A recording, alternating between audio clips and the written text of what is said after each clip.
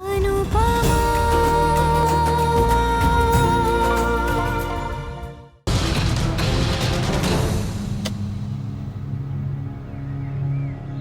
बार मैंने खुद को हार्म किया था,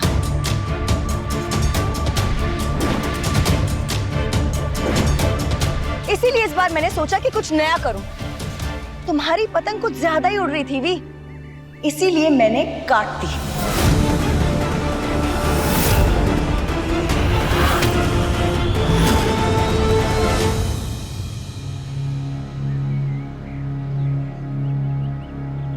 काव्या, आज त्योहार है, आज नहीं। हाँ, जब न्यू ईयर के दिन पे मुक्कू ने तमाशा किया था तब तुम्हें ये बात याद नहीं आई? मुक्कू की हालत तुम अच्छी तरह से जानती हो। हम दोनों से बेहतर इस दर्द को कौन समझेगा? हम इस दर्द से गुजर चुकी हैं। फिर भी अगर तुम इस दर्द की इज्जत नहीं कर सकती तो मत करो, लेकिन इसका इस्तेमाल भी मत करो। जो कहना है कहो, पर मुक्कू को बीच में लाए बिना। मुक्कू,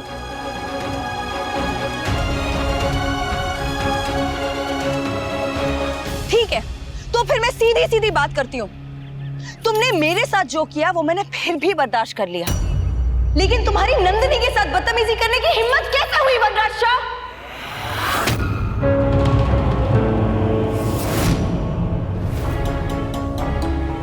काव्या सवाल गलत मौके पर पूछ रही है, पर सवाल गलत नहीं है। काव्या, अभी नहीं। मासी प्लीज अभी जाने दीजिए ना।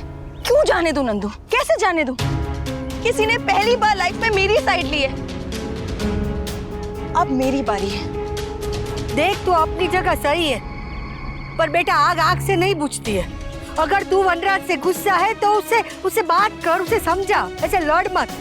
अब ये घर ना लड़ लड़ के थक चुका है। कभी ये वनराज का गुस्सा, कभी अनुपमा का, कभी तेरा, कभी नंदिनी का, कभी समर का। तो ये बात आपने वनराज से क्यों नहीं कही बा?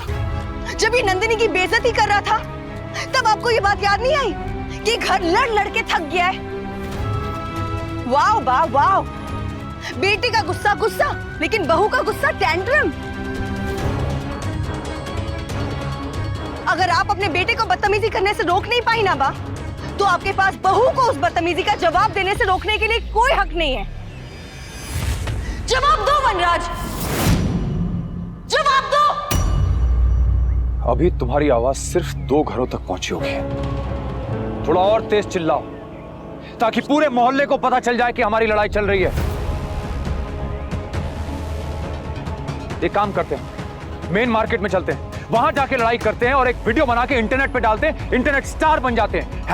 #फाइटर पति पत्नी, #पागल परिवार। मिस्टर शाह, आप काव्या को तमाशा करने से रोकने की बजाय खुद तमाशा करने लगे। ये पति पत्नी के बीच की बात है अनुपमा, इसमें बाहर वालों को बोलने का कोई हक नहीं।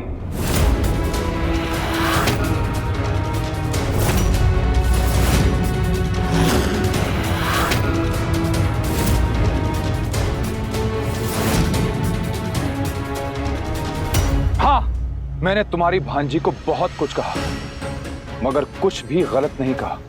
जो कहा सच कहा। तुम्हारी भांजी हमारी फैमिली की चॉइस नहीं थी, ये सच है। और समर को उसके जैसी हजारों लड़कियां मिल जाएंगी, ये भी सच है। Mister Shah please. क्या प्लीज? क्या प्लीज? अरे तुझे खुद पता नहीं कि तुझे अपनी जिंदगी में क्या चाहिए। अभी 2 दिन पहले तूने खुद अपना रिश्ता तोड़ा है। अरे तुम्हारे साथ रह के तुम्हारे बच्चे और सीखेंगे भी क्या? तुमने फाइनेंस में MBA किया हुआ है, लेकिन रिश्ते तोड़ने में तो तुम PhD कर चुके हो भी। पहले अनुपमा के साथ रिश्ता तोड़ा, उसके बाद मुझसे रिश्ता तोड़ने की कोशिश की, और जब अपने रिश्ते कम पड़ गए तो तुम बच्चों के रिश्ते तोड़ने पे आ गए हो।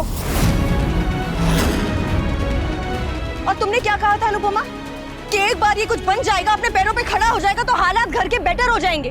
देखो, बेटर हालात, ये आदमी एक सोशियोपैथ है। इस 6 फुट के फ्रेम के अंदर ना फीलिंग्स है, ना एम्पैथी है, ना अपनी गलती का एहसास है, सिर्फ और सिर्फ अकड़ है। That's it. काव्या, घर चल के बात करते हैं। क्योंकि यहाँ क्या प्रॉब्लम है? जब वनराज को कोई लिहाज नहीं है तो फिर मैं क्यों रखूं लिहाज? अगर सामने वाला गलत हो तो जरूरी थोड़ी है कि तुम भी गलत हो जाओ। मुझे गलत कहने वाली तुम होती कौन हो? मेरे मम्मी से ऐसे बात करने वाला आप होते कौन है? समर तू पापा से ऐसे बात नहीं कर सकता। और तुम समर से ऐसे बात नहीं कर सकते सोशु। देखा, ये है शाह परिवार। वो जो दिवाली पे डिस्को लाइट्स चलती है ना, जो सब एक साथ जलती है, एक साथ बुझती है, ये शाह फैमिली भी बिल्कुल ऐसी ही है। सबके सब एक साथ चे चे चे चे चे चे। और आप क्यों वहां चुपचाप खड़ी हुई हैं? आप भी लड़ाई में ज्वाइन हो जाइए ना। आपको फोमो हो रहा होगा ना, fear of missing out. Kavya, तुम फिर से मेरे परिवार के साथ बदतमीजी कर रही हो। तो अब तुम्हें पता चला भी कि मुझे कैसा फील हुआ होगा जब तुमने मेरी फैमिली के साथ बदतमीजी की। अब तुम्हें इसकी बदतमीजी दिखाई नहीं दे रही? कुछ बोलोगे नहीं तुम? मुझे आप दोनों के बीच में कुछ बोलना ही नहीं है।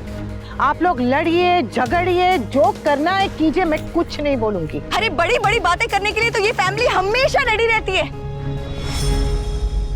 काव्या, हम तुम्हें अपना मानते हैं, तुम हमारी बहू नहीं बेटी हो। अगर ये बात सच होती ना, तो मेरे यहाँ से जाने पर किसी को तो फर्क पड़ता। अरे अनुपमा 2 घंटे के लिए बाहर चली जाती है, उसका फोन नहीं लगता है तो सबके सब पागल हो जाते हैं, रोने लगते हैं। समर थोड़ी देर के लिए गायब हो जाता है तो सब लोग आसमान सर पर उठा लेते हैं। और जब मैं गई तो किसी को फर्क ही नहीं पड़ा। तो क्या हमें पता था कि तू कहाँ जा रही है? और समर तो बिना बताए गया था, तू तो बता के गई थी। घर की बहू जा रही थी और आपने एक बार भी रोकने की कोशिश नहीं की।